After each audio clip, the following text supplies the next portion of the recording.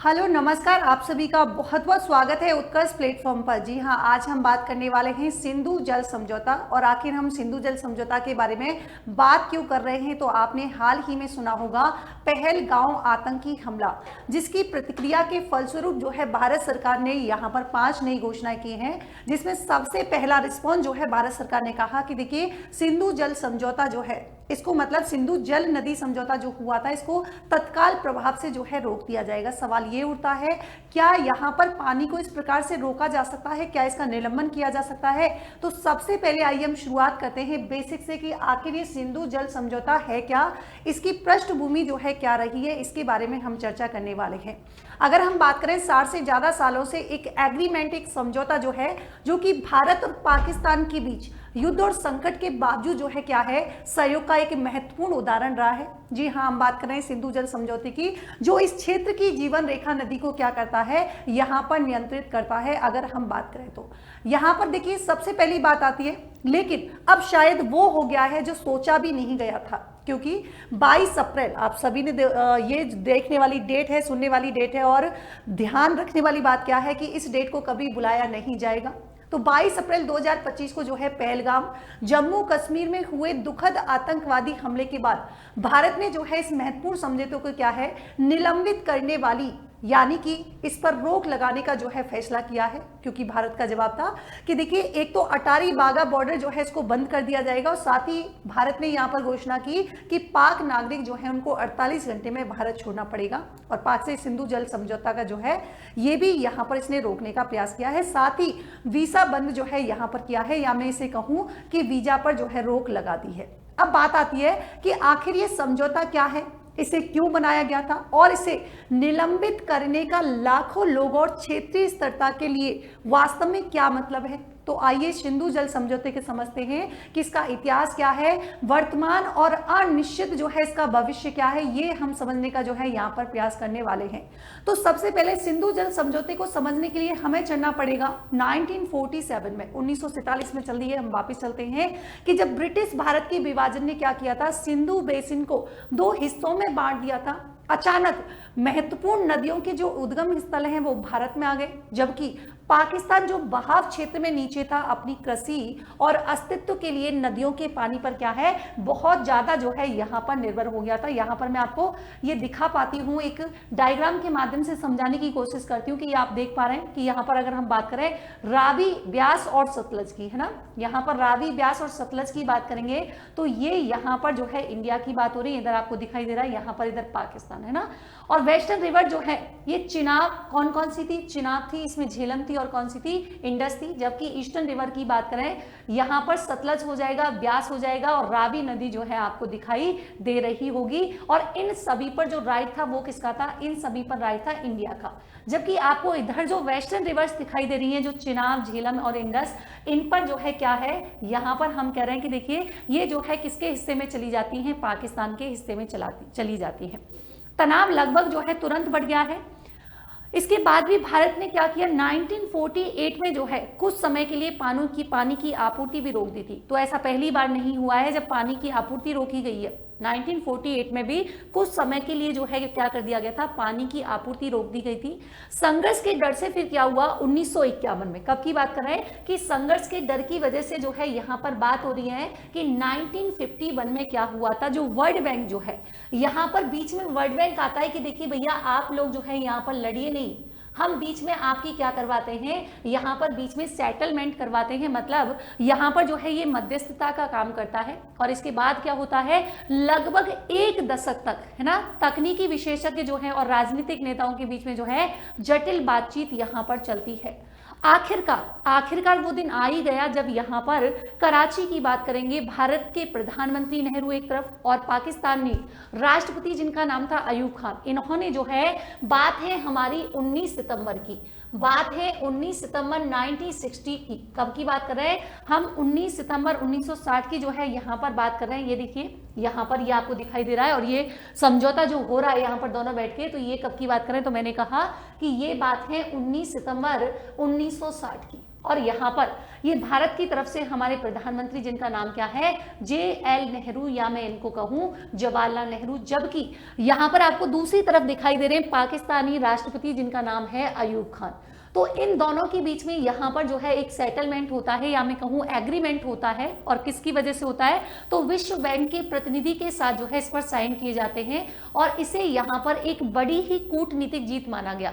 तो इसके मुख्य नियम क्या हैं, तो समझौते ने क्या किया था, अगर हम देखें कि इसके प्रोविजन क्या है, तो यहाँ पर जो है नदियों को 6 भागों में बांट दिया गया। यहाँ पर जो मैंने अभी एक तस्वीर दिखाने की कोशिश की थी, तो मैंने आपको कहा कि देखिए इसमें अगर हम पूर्वी नदी को ले लें जिसमें व्यास, रावी और सतलज हो गया है ना, तो यहाँ पर भारत को बिना किसी रोक टोक के क्या था, इसको इस्तेमाल करने के लिए दे दिया गया। जबकि यहाँ पर वेस्टर्न रिवर्स यानी कि पश्चिमी राजस्थान की बात, पश्चिमी नदी की बात करेंगे, तो यहाँ पर सिंधु, झेलम और दूसरी कौन सी थी, चिनाब नदी थी, जो कि पाकिस्तान को आवंटित कर दी गई। और यहाँ पर भारत का दायित्व तो बनता था कि वो इनका पानी जो है वो क्या कर सकता है, काफी हद तक बिना बाधा के जो है यहाँ पर रह सकता है, मतलब बिना बाधा के जो है यहाँ पर बहने दे, या आपको जो है ध्यान रखना है। अब बात आती है, आपके दिमाग में आ रहा होगा कि मैम फिर ऐसा क्या हुआ कि अब जो है फिर से चर्चा का विषय जो है यहाँ पर बन गया है, ये बात यहाँ पर चल रही है। तो आपने कहा कि मैम ऐसा क्या हुआ है, तो अब हम करने वाले हैं कि लेकिन भारत को अपने क्षेत्र से बहने वाली, ये कह रहा है कि देखिए भारत जो है वो अपने क्षेत्र से बहने वाली पश्चिमी नदी जो है ना, पश्चिमी नदी जो है उन पर कुछ सीमित अधिकार जो है वो क्या है, यहाँ पर भारत को मिले हुए हैं। ये यहाँ पर बात उठती है कि भैया इसका मतलब पूर्वी नदी पर तो है ही, लेकिन भारत को अपने क्षेत्र से बहने वाली जो पश्चिम नदियां हैं उन पर भी यहाँ पर कुछ लिमिटेड राइट मिले हुए हैं, जैसे घरेलू उपयोग के लिए, सीमित एग्रीकल्चर के लिए, और सबसे इंपॉर्टेंट बात क्या है कि महत्वपूर्ण रूप से रन ऑफ द रिवर पनबिजली परियोजनाएं जो हैं वो यहाँ पर बनाना, क्योंकि हाइड्रो इलेक्ट्रिक पावर प्रोजेक्ट की बात कर रहे हैं, तो इनके लिए जो क्या है डिजाइन नियम है, ताकि ये सुनिश्चित हो सके कि पाकिस्तान की ओर से जाने वाले जो पानी का बहाव है ना, पानी के बहाव को जो है महत्वपूर्ण रूप से यहाँ पर प्रभावित नहीं करे।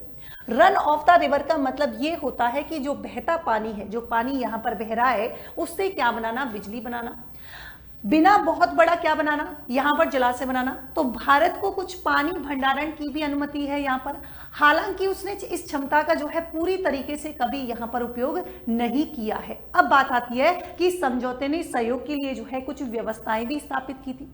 अब यहाँ पर क्या स्थापित की थी, तो यहाँ पर इन्होंने कहा कि देखिए नदी के प्रवाह और मौसम संबंधी डेटा यानी कि जानकारी की बात करें तो उनका नियमित आदान प्रदान करना।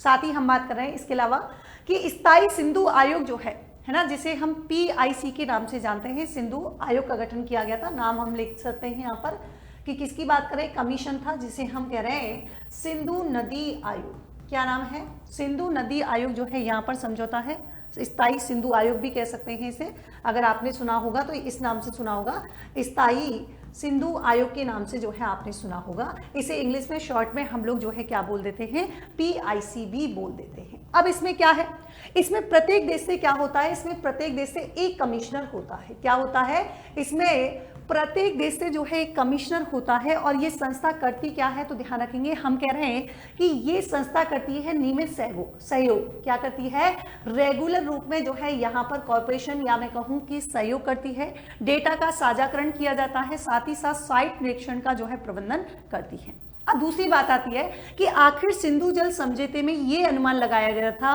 कि विवाद उत्पन्न होंगे, इसीलिए इसमें ध्यान रखेंगे यहाँ पर पहले जब साइन हो रहा था, सिग्नेचर हो रहा था इस ट्रीटी पर, तो उसी समय जो है इनको आशंका थी, एक अनुमान लगाया गया था कि आने वाले टाइम में जो है यहाँ पर विवाद भी उत्पन्न होंगे। इसीलिए इसका एक आर्टिकल है, कौन सा, यहाँ पर एक आर्टिकल था जो नाम हो जाएगा नवा आर्टिकल।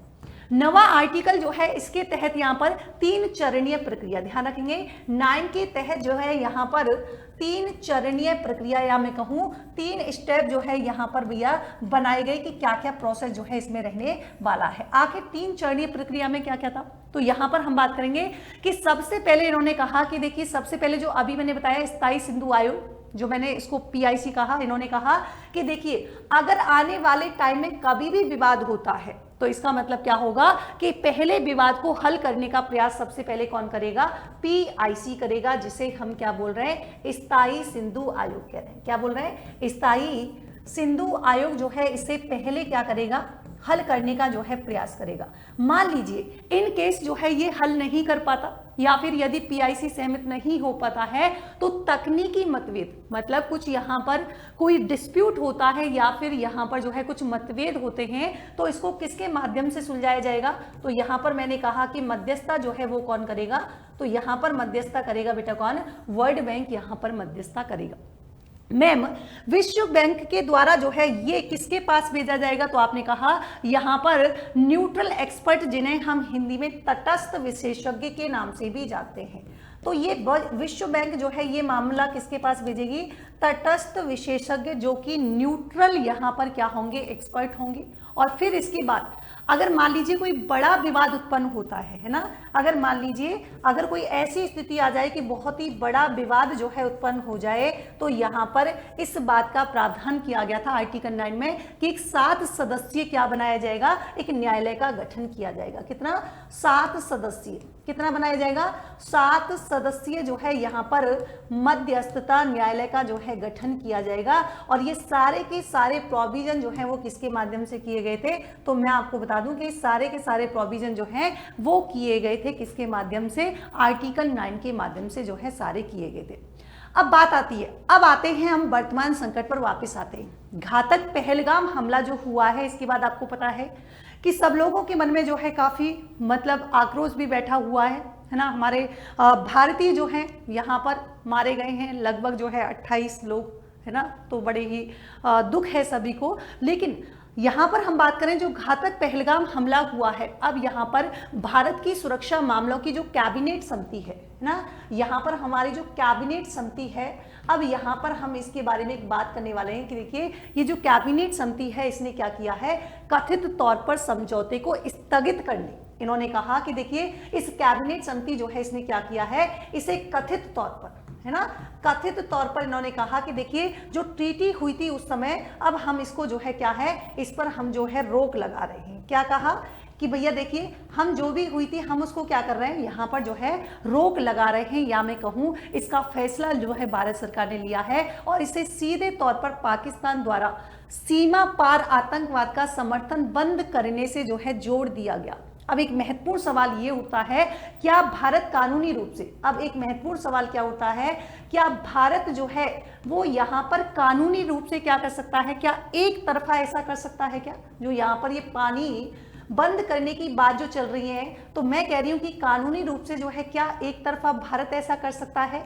तो आपको जानकर बड़ा ही आश्चर्य होगा, है ना, बड़ा ही आश्चर्य होगा कि ये जो ट्रीटी हुई थी, जो एग्रीमेंट हुआ जाता, जो समझौता हुआ था, इसी का एक आर्टिकल है कौन सा? इसी का एक आर्टिकल है 12। कौन सा हो जाएगा? इसी का एक आर्टिकल है 12 और इसमें साफ साफ मेंशन किया गया है, इसमें साफ साफ प्रावधान किया गया है कि ये जो है तब तक लागू रहेगा जब तक दोनों देश, ध्यान रखेंगे, जब तक दोनों देश जो है यहाँ पर एक नए समझौते के द्वारा क्या नहीं कर लेते जाते। इसका मतलब यह है कि इसमें जो है एक तरफा क्या नहीं हो सकता, इसमें एक तरफा जो है निलंबन नहीं किया जा सकता, क्योंकि इस ट्रीटी में जो है साफ साफ लिखा गया है। और आर्टिकल कौन सा है?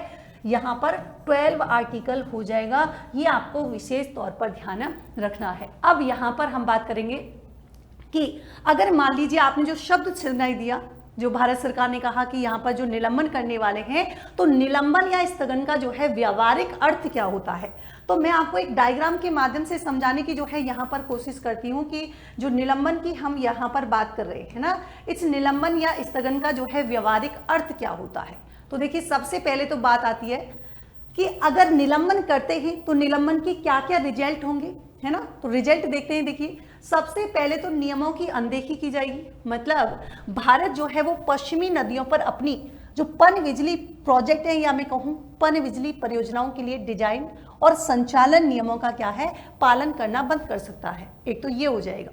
दूसरा क्या है? दूसरा भारत यहाँ पर डेटा रोक सकता है। इसका मतलब क्या हुआ कि अनिवार्य रूप से जो डेटा साझाकरण हो रहा था, जो पाकिस्तान में बाढ़ की चेतावनी के लिए बहुत महत्वपूर्ण है, उस पर जो है क्या है, ये यहाँ पर रुक सकता है, या मैं कहूँ इस पर जो है इस पर रोक लग जाएगी।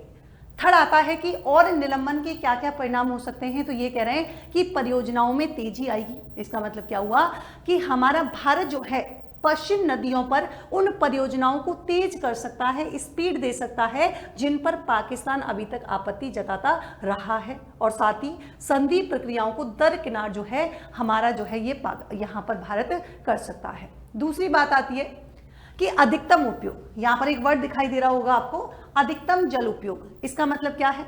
मतलब ये हम सारे बता रहे हैं कि निलंबन का परिणाम क्या हो सकता है। तो अधिकतम जल उपयोग, इस बात का मतलब क्या है कि अपनी अनुमत जल भत्ते का पूरी तरीके से उपयोग करने पर क्या है, ध्यान केंद्रित कर सकता है। और इसके अलावा एक पॉइंट निकल कर आया है, कूटनीतिक दबाव को, कूटनीतिक दबाव जो है ये बना सकता है। और साथ ही यहाँ पर जो है सबसे इंपॉर्टेंट बात जो कि चर्चा का विषय भी बना हुआ है, पानी को रोकना, नदियों को तुरंत रोकना विशाल जो है दीर्घकालिक क्या हो जाएगा, बुनियादी ढांचे के बिना व्यवहारिक रूप से क्या है, असंभव है। लेकिन प्रवाह के समय को बदलना, ध्यान रखेंगे, लेकिन प्रवाह के समय को बदलना खासकर महत्वपूर्ण मौसमों में एक बड़ा जो है यहाँ पर प्रभाव डाल सकता है। अब देखिए यहाँ पर एक सवाल उठता है, कौन सा सवाल ये उठता है, क्या आखिर जो पाकिस्तान है ना, सवाल ये बड़ा सवाल ये है, क्या पाकिस्तान इसका विरोध कर सकता है क्या? यहाँ पर सबसे बड़ा सवाल क्या है? तो मैंने कहा कि देखिए सबसे बड़ा सवाल है कि पाकिस्तान जो है वो क्या इसका विरोध कर सकता है। हम कह रहे हैं कि जो पाकिस्तान है यहाँ पर वो विरोध कर सकता है क्या? क्या कह रहे हैं? देखिए हम कह रहे हैं कि यहाँ पर जो है पाकिस्तान क्या कर सकता है, यहाँ पर विरोध कर सकता है, कि ये सवाल जो है यहाँ पर उठ रहा है कि पाकिस्तान यहाँ पर क्या कर सकता है, विरोध कर सकता है क्या? ये वाली बात जो है यहाँ पर उठाई दे रही। अब मुझे फटाफट से कमेंट बॉक्स में बताएंगे, क्या पाकिस्तान इस बात का विरोध कर सकता है क्या? हाँ, यदि पाकिस्तान इस निलंबन को संधि का उल्लंघन मानता है तो वो निश्चित रूप से क्या करेगा, आर्टिकल 9 के तहत, कौन सा आर्टिकल 9 जो है, ध्यान रखिए मैंने क्या कहा, मैंने कहा कि यदि पाकिस्तान इस निलंबन को संधि का उल्लंघन मानता है तो वो निश्चित रूप से कौन सा आर्टिकल 9 के तहत जो है यहाँ पर क्या कर सकता है, विवाद समाधान तंत्र। किसकी बात कर रहे हैं? पहले थोड़ा सा शब्दों को समझ लें कि विवाद समाधान तंत्र जो है ना, इसका उपयोग यहाँ पर कर सकता है। कौन कर सकता है? यहाँ पर तो मैंने कहा कि पाकिस्तान कर सकता है, उसके पास जो है अधिकार है। वह संभवतः क्या करेगा, विश्व बैंक से संपर्क करके कार्यवाही शुरू करेगा। मतलब हम कह रहे हैं कि जो पाकिस्तान जो होगा वो क्या करेगा, क्योंकि मीडिएटर कौन है, विश्व बैंक है, तो ये विश्व बैंक से क्या है, संपर्क करेगा और यहाँ पर कार्यवाही करने के लिए जो है यहाँ पर प्रयास करेगा। कौन? पाकिस्तान, क्योंकि पाकिस्तान के खिलाफ जो है हम ये कर रहे हैं। तो और मामले की गंभीरता को देखते हुए शायद जो मध्यस्थ न्यायालय है, मध्यस्थ न्यायालय के लिए जो जोर देगा, क्योंकि मैंने अभी आपको 3 स्टेप बताए थे कि या तो पीआईसी जो है निर्णय लेता है, अगर पीआईसी यहाँ पर सहमत नहीं होता है तो वर्ल्ड बैंक जो होता है वो तटस्थ विशेषज्ञ होते हैं उनके पास भेजता है, और मैटर अगर बड़ा हो जाता है तो वहां पर मध्यस्थता न्यायालय का यहाँ पर गठन किया जाता है। तो मैंने कहा कि पाकिस्तान विरोध करेगा आर्टिकल 9 के तहत और विवाद समाधान तंत्र का यहाँ पर जो है उपयोग करेगा, और ये जो है ये अप्रोच करेगा किसको, वर्ल्ड बैंक को। और वर्ल्ड बैंक को अप्रोच करने के बाद जो है ध्यान रखेंगे यहाँ पर क्या हो जाएगा, यहाँ पर जो है फिर बात आएगी कि ये बात करेगा मध्यस्थ न्यायालय की, यहाँ पर जो है मध्यस्थ न्यायालय की बात यहाँ पर की जाएगी। फिर बात आती है कि सिंधु जल समझौता जो है वो कभी भी असंभव सहयोग का प्रतीक था। अब एक बड़े भूभाग राजनीतिक संगठन के केंद्र में है। भारत का कथित निलंबन जो है एक नाटकीय बदलाव का क्या है, प्रतीक है, जो पानी को सीधे क्या करता है, सुरक्षा कार्यवाहियों से जोड़ता है। अब आप लोग मुझे कमेंट में बताएंगे, क्या यहाँ पर पाकिस्तान जो पानी को निलंबन करने की बात कर रहा है तो यहाँ पर रोक सकता है? ये वाली बात तो आप समझ गए कि नहीं रोक सकता। लेकिन सबसे बड़ा सवाल यह है कि यह निलंबन कायम रहता है या नहीं, जमीन पर इसका व्यवहारिक अर्थ क्या है, और साथ ही साथ पाकिस्तान और अंतर्राष्ट्रीय समुदाय जो है वो कैसे प्रतिक्रिया करते हैं, ये देखना बाकी है। लेकिन जल सुरक्षा और साथ ही हम बात करें अंतर्राष्ट्रीय कानून के जरिए, ये मायने जो है बड़े गहरे हैं। ये एक ऐसी कहानी है जिस पर हम बहुत करीब से जो है यहाँ पर नजर डालने वाले हैं। इसी के साथ ही हम बात करें, यहाँ पर हम साथ ही बात करें कि भाई आपको कमेंट बॉक्स में मुझे बताना है, क्या यहाँ पर जो भारत ने फैसला लिया है, क्या भारत ने पानी को रोकने का जो फैसला लिया है क्या वो उचित है और किस प्रकार से जो है प्रभाव डालने वाला है। हालांकि कुछ मैंने बताने का प्रयास किया है, तो आप भी कमेंट बॉक्स में जो है अपने जवाब प्लीज बताइएगा। चलिए फिर नेक्स्ट बहुत ही इंपॉर्टेंट टॉपिक के साथ मिलते हैं, तब तक के लिए थैंक यू सो मच। आप लोग अपना ध्यान रखें, मस्त रहें, खुश रहें, स्वस्थ रहें। जय हिंद, जय भारत, टेक केयर।